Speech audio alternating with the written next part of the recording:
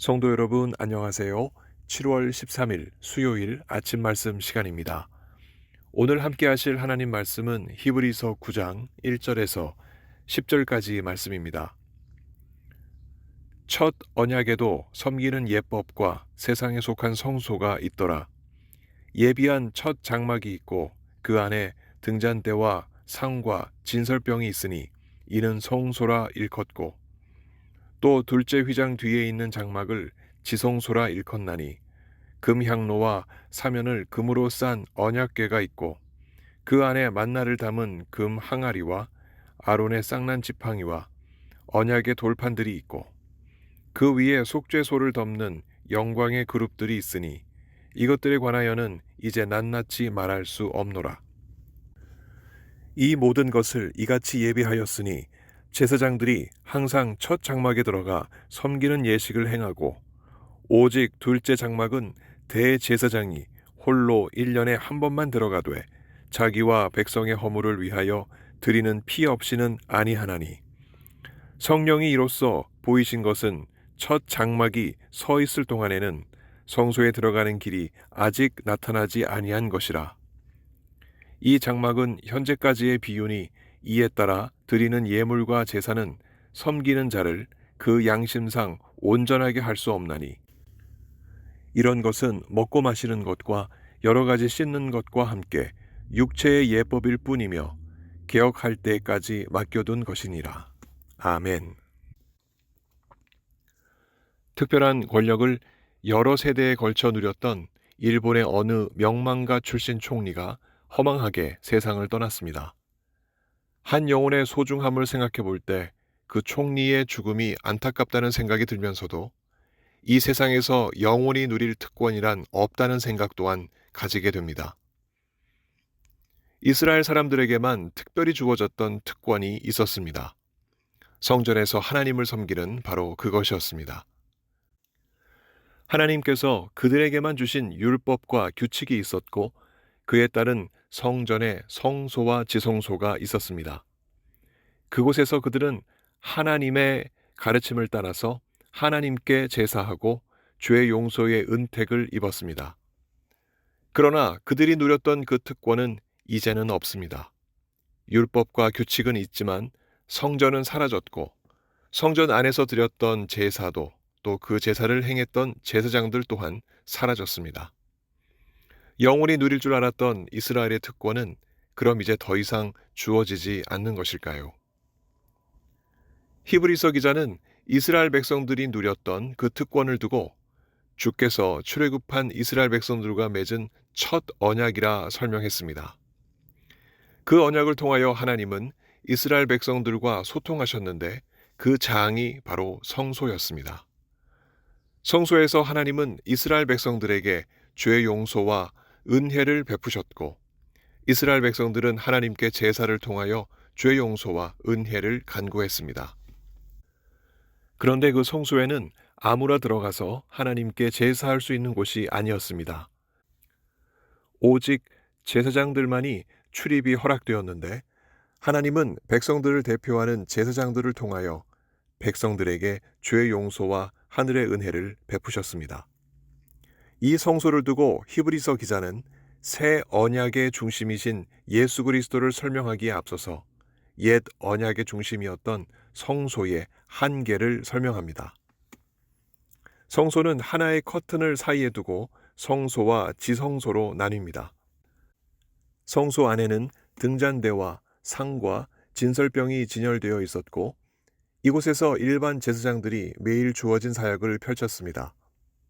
그 성소 앞에는 벽처럼 큰 가림막이 하나 있었는데 그 가림막을 사이에 두고 지성소가 있었습니다.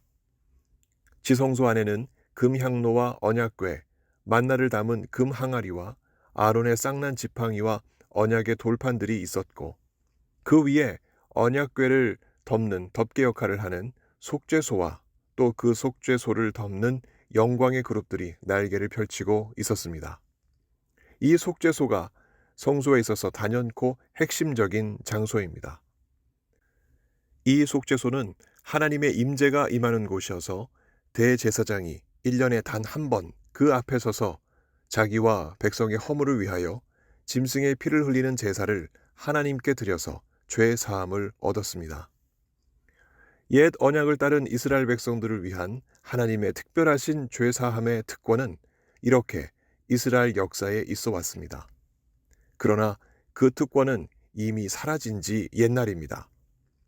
하나님은 이스라엘만을 위한 이 특권이 온 세상에 흩어진 하나님의 자녀들에게까지 주어지길 원하셨는데, 이를 위하여 예수 그리스도를 새로운 성전이요 새로운 대제사장으로서 이 세상에 보내주신 것입니다.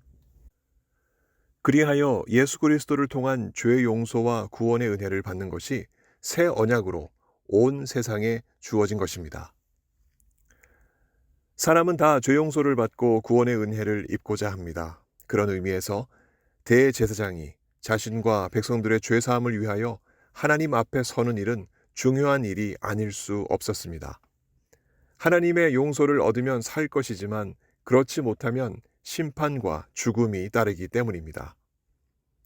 그러나 옛 언약에서 성령께서는 뜻하신 바가 있으셔서 대제사장만이 1년에 한 번만 지성소 안 속죄소 앞에 설 수 있게 하셨습니다.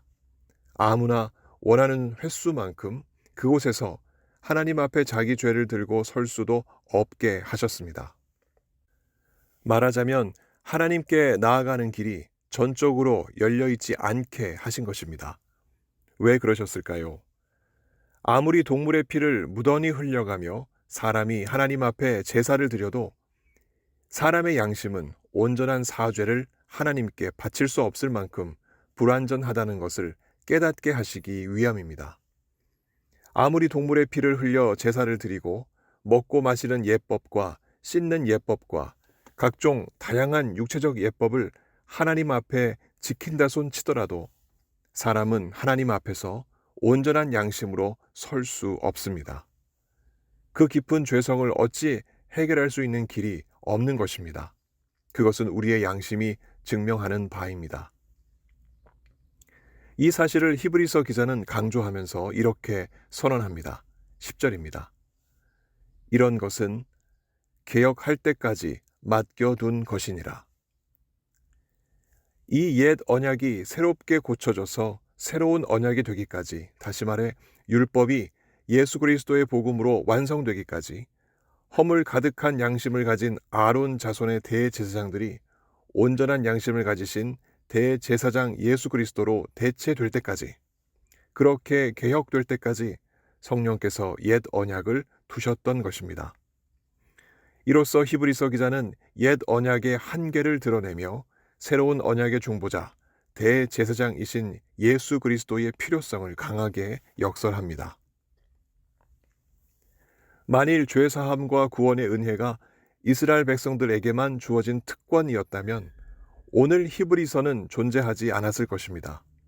또 우리가 예수 그리스도를 유일한 중보자요 대제사장으로 모실 수도 없었을 것입니다.